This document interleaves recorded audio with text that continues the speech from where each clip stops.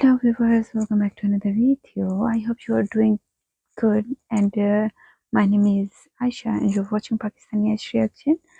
आज की जो हमारी वीडियो है वो है कुछ सेलिब्रिटीज़ के बारे में जो अपने ही मुल्क की तौहीन करते हैं, उनके बारे में बुरा बुरा बोलते हैं। तो ऐसा करते हैं, अगर आपने अभी तक मेरे चैनल को सब्सक्राइब नहीं किया, चैनल को सब्सक्राइब करें। Let's watch a video. कभी शाहरुख खान देशद्रोही कहलाए? शाहरुख खान नहीं है, कई ऐसे लोग जितने लोग हैं सबका कृत्य उसी श्रेणी में आता है, देशद्रोह की श्रेणी में आता है। कभी अली फजल ने खुद एंटी इंडिया नारे लगाए।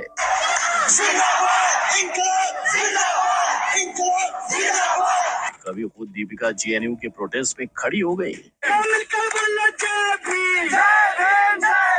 बॉलीवुड और भारत का पंगा यूं ही कई बार देखा गया है। इसी में जब एक्ट्रेस ऋचा चड्ढा ने इंडियन आर्मी का मजाक उड़ाया, तब सिर्फ एक ट्वीट की वजह से उन्हें जेल का रास्ता दिखाया गया। हेलो भाई लोग, मैं हूँ फैक्ट भाई। और कहीं आमिर खान इंडिया को एक डिप्रेसिंग देश कह रहे हैं, तो कहीं नोरा फतेही तिरंगे को अपनी कमर में पहन रही हैं। आखिर आए दिन बॉलीवुड के एक्टर्स भारत देश का अपमान क्यों कर रहे हैं? आइए जानते हैं। नंबर 1, नॉट सो वाव। एक वक्त था जब नवाब इतिहास लिखते थे, लेकिन आज के नवाब, उनके लिए तो इतिहास ही झूठा है। ऐसी बिना सर पैर वाली बात सैफ अली खान कर बैठे, जब पहले उन्होंने अपने आप को एक इतिहासकार बताया और फिर बयान दिया कि ब्रिटिशर्स से पहले इंडिया का कोई अस्तित्व नहीं था। I don't think there was a concept of India till perhaps the British gave it one. अब फैक्ट भाई तो इनकी बात सुनकर इन्हें इतिहासकार नहीं, हास्यकार कहेगा।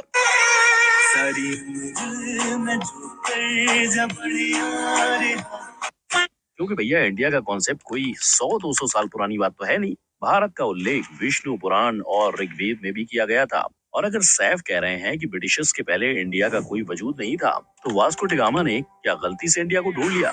मतलब इस नवाब ने तो इतिहास को आसानी से जुटला दिया। वैसा ही कुछ प्रियंका चोपड़ा ने भी अपने शो क्वांटिको के द्वारा किया। पूरी दुनिया इस बात से वाकिफ है कि सही मायने में भारत अमन शांति की राह पर चलता है, लेकिन प्रियंका के शो ने बताया कि एक इंडियन आदमी पाकिस्तान को न्यूक्लियर टेरर अटैक के मामले में फंसा रहा है। कोई सेंस है इस बात की? और जब शो के मेकर्स को पता चला कि इस बात में कोई सेंस नहीं है, तब उन्होंने माफी मांगना ठीक समझा। नंबर 2, भाईचारा वोट। कला सीमा नहीं जानती है। अब सीमा हैदर भी नहीं जानती, लेकिन वो विषय किसी और दिन। लेकिन 2022 में कला और सीमा के विवाद पर रणवीर कपूर बहुत एक्साइटेड नजर आए, जहां उन्होंने बयान दिया कि वो पाकिस्तानी इंडस्ट्री में काम करना चाहते हैं। इतना ही नहीं, उन्होंने पाकिस्तानी मूवी मौला जट को भी खूब बधाई दी। जैसे ही रणवीर के ये स्टेटमेंट इंटरनेट पर वायरल होने लगे, उनके फैंस ने रणवीर को राष्ट्र विरोधी कह दिया। अब चाहे रणवीर ये सब भाईचारा बढ़ाने के लिए कह रहे होंगे, लेकिन शायद रणवीर भूल गए कि हर दिन हमारे सैनिक सरहदों पर अपनी जान दांव पर लगा रहे हैं। चलो, रणवीर इससे सबक सीख गए होंगे, पर स्वरा भास्कर नहीं सीख पाई, जिन्होंने इंडिया में पाकिस्तान की बुराई की। Pakistan is like a failing state. और पाकिस्तान जाकर ये कहा कि पाकिस्तान को एक दुश्मन देश नहीं समझना चाहिए। जिसको अक्सर दुश्मन देश समझा जाता है, वो कतई ऐसा नहीं है। और तो और वो ये भी कह बैठी कि लाहौर के सामने सब शहर फेल हैं। काफी जगह घूमी हूँ, लेकिन लंदन, न्यूयॉर्क, इस्तांबुल, पेरिस सब फेल है लाहौर के सामने। पर भाई लोग, ये फैक्ट भाई कुछ कहेगा तो शायद कोई बुरा मान जाए, इसीलिए ऐसे बयानों के बारे में आप क्या सोचते हो, कमेंट में बताओ। नंबर 3, इंडिया की शान। लेकिन ना सिर्फ नोरा फतेही के सामने झंडा नीचे फेंका गया, पर बाद में नोरा ने तिरंगे को उल्टा पकड़े रखा। और एक पल आपको ऐसा भी लगेगा कि वो तिरंगे को अपने कमर पर बांधने जा रही हैं। तिरंगे का ऐसा अपमान देख कई लोगों ने नोरा को इंटरनेट पर ट्रोल करना शुरू किया। लोगों ने तो ये तक कह दिया कि जो इंसान फीफा वर्ल्ड कप में इंडिया को रिप्रेजेंट कर रही है, वो उसके लायक नहीं, यानी तिरंगे के साथ नो बदतमीजी। लोग ऐसे ही उत्तेजित हुए थे जब उन्होंने शिल्पा शेट्टी को चप्पल पहनकर ध्वज वंदन करते देखा। पर इसकी सफाई देते हुए शिल्पा ने कहा कि ध्वज वंदन के दौरान चप्पल पहनना कोई गुनाह नहीं। चलो, रूल्स के हिसाब से शिल्पा बच गई, लेकिन नोरा का क्या? अगर हम राष्ट्र ध्वज के अपमान में मिलने वाली सजा को देखें, तो या तो आपको 3 साल की सजा होगी या फिर फाइन भरनी पड़ेगी। पर नोरा फतेही को इनमें से कोई सजा नहीं मिली। यानी क्या बॉलीवुड के सुपरस्टार जब भी चाहें इंडिया को बदनाम कर सकते हैं, या उन पर कोई कानून लागू नहीं होता? नंबर 4, अब सहा नहीं जाता।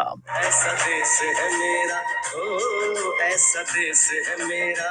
अगर शाहरुख खुद समझ जाते कि कैसा देश है उनका, तो वो ये ना कहते कि भारत में उन्हें खतरा महसूस होता है। कि आवाज ज्यादा होने के बावजूद सिर्फ आवाज ही नहीं है, कहीं पर नेगेटिव आवाज भी ज्यादा हो गई। शाहरुख के इस बयान ने न सिर्फ आपको, लेकिन फैक्ट भाई को भी हिला दिया है। ये न सिर्फ फैंस का, लेकिन देश का भी अपमान था। इसीलिए खुद योगी आदित्यनाथ जी ने एसआरके को देशद्रोही कर डाला और एंटी नेशनल करार दे दिया। शाहरुख खान जैसे लोग तो इस देश की संस्कृति पर, देश की परंपरा पर हमला कर रहे हैं, उनका एक कृत्य उसी श्रेणी में आता है। जितने लोग हैं सबका कृत्य उसी श्रेणी में आता है, देशद्रोह की श्रेणी में आता है।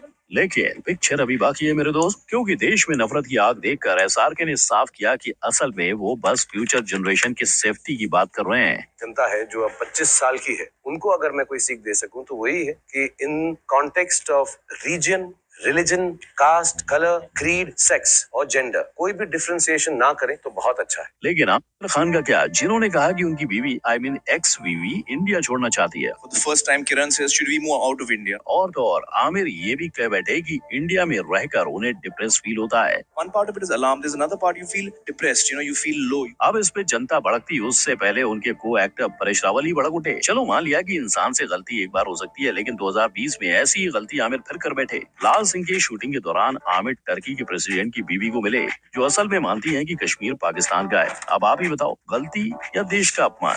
नंबर 5, हमसे ना हो पाएगा। जवान सरहद पर होते हैं तभी हम चैन से सोते हैं, लेकिन ये बात ऋचा चड्ढा को कौन समझाएगा? इनके लिए सब मजाक है। तेरा तो गेम बचाना पड़ेगा। जब इंडियन सोल्जर उपेंद्र द्विवेदी ने ट्वीट किया कि हम किसी भी हाल में पीओके को पाकिस्तान से रिहा करवाएंगे, तब ऋचा ने उसे रीट्वीट करके एक कैप्शन लिखा, गलवान सेज हाय। भाई गलवान वो जगह है जहां इंडिया चाइना युद्ध में कई जवानों ने अपनी जानें गंवाई। यानी ऋचा का मतलब साफ था कि कश्मीर को छीनना मतलब जान गंवाना। अब सीधी सी बात है कि ऋचा ने इससे न सिर्फ इंडियन आर्मी का अपमान किया, लेकिन पुराने जख्मों को भी ताजा कर दिया। इसीलिए इन पर तुरंत अरेस्ट वारंट निकालने की मांग की गई। कि पुलिस से कहना चाहता हूँ, मुंबई पुलिस से तुरंत इस ऋचा चड्ढा के खिलाफ कार्रवाई करे।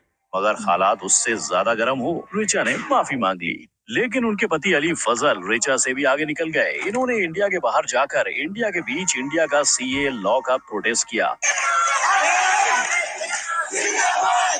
और जब इनके शो मिर्जापुर को बाइकआउट किया गया, तब अली बोले कि वो एक आर्टिस्ट हैं और सवाल उठाना उनका काम है। अब मियां बीबी ही नहीं राजी तो क्या ही कहे फैक्ट भाई जी। नंबर 6, कन्फ्यूजी आ गए। पीएम मोदी के लक्षद्वीप दौरे के बाद वहां 3400% टूरिज्म का बढ़ावा नजर आया, पर शायद ये आंकड़ा और भी ज्यादा होता अगर रणवीर सिंह लोगों को गलत एड्रेस ना देते। हालांकि इनकी लापरवाही सबके सामने नहीं आती। अगर कमेंट सेक्शन में एक शाख अश्नीर ग्रोवर की एंट्री ना होती। इस भाई साहब ने रीट्वीट तो वीर दास के पोस्ट को किया था, लेकिन चालाक लोग समझ गए कि अश्नीर के शिकार पर रणवीर थे।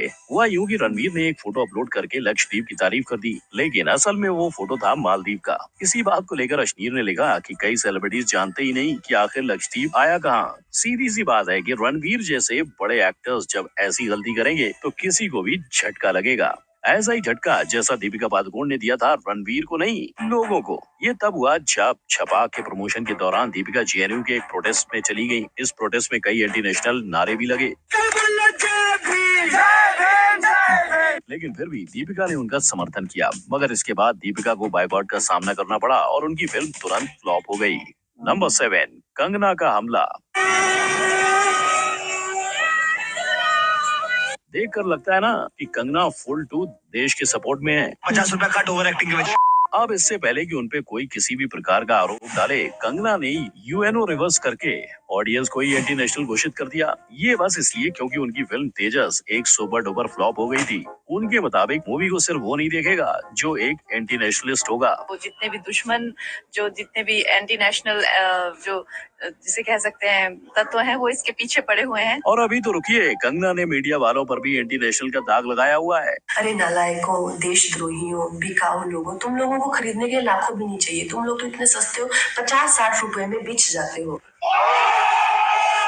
लेकिन इतना काफी कहाँ, उनकी माने तो बॉलीवुड वाले भी एंटी नेशनलिस्ट हैं। इनके ऐसे ही स्टेटमेंट्स की वजह से उन्हें 30 से 40 करोड़ रुपए के ब्रांडिंग का लॉस हुआ। यानी कंगना की माने तो वो इकलौती देशभक्त हैं और बाकी सारे एंटी नेशनलिस्ट। पर जैसे कंगना ने बाकियों पर इल्जाम लगाया, वैसे ही कई पार्टीज ने कंगना पर। ये तब हुआ जब कंगना ने कहा कि 1947 में मिली आजादी एक भीख थी और असल आजादी लोगों को 2014 में हासिल हुई। इससे नाराज होकर नेशनल कांग्रेस पार्टी ने कह डाला कि कंगना का पद्मश्री अवार्ड वापस ले लो और उन पर राजद्रोह का आरोप लगा दो। मतलब कंगना पर भी रिवर्स यूएनओ। मेरा तो इतना लाइफ खराब हो गया है, इतना लाइफ खराब हो गया है मेरा। नंबर 8, कभी इधर तो कभी उधर।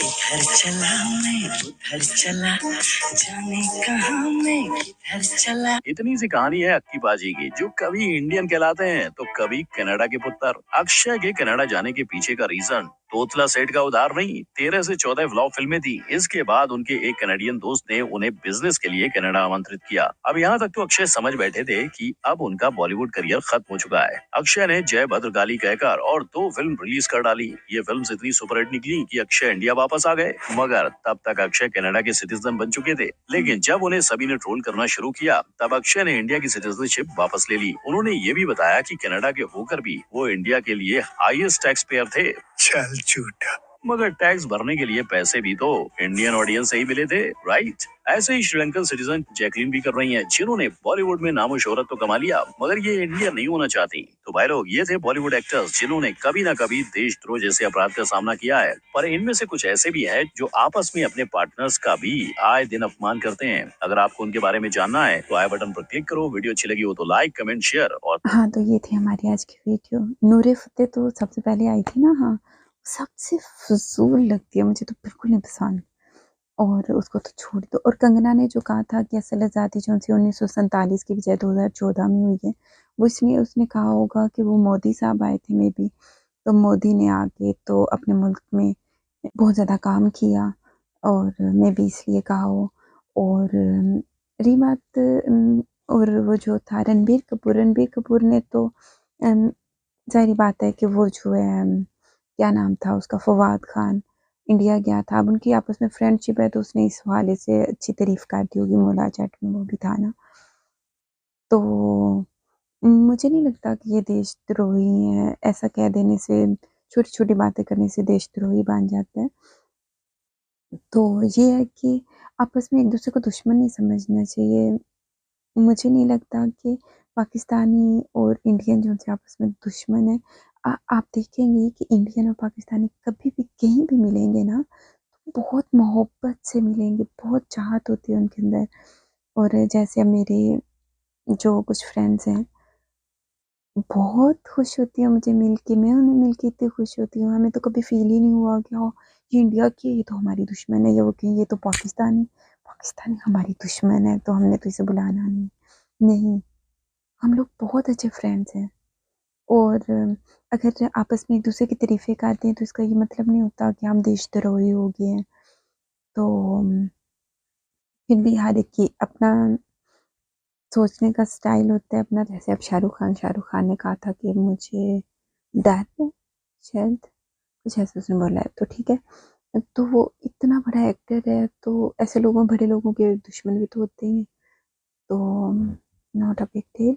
और उसने कौन-सा कहा है कि मुझे डर है तो मुझे पाकिस्तान से वो चाहिए, तहफ़्फ़ुज़ चाहिए। नहीं, नहीं, नहीं। ख़ैर ऐसे नहीं होता। तो इतनी छोटी-छोटी बातों को नहीं सोचना चाहिए, आई डोंट थिंक सो।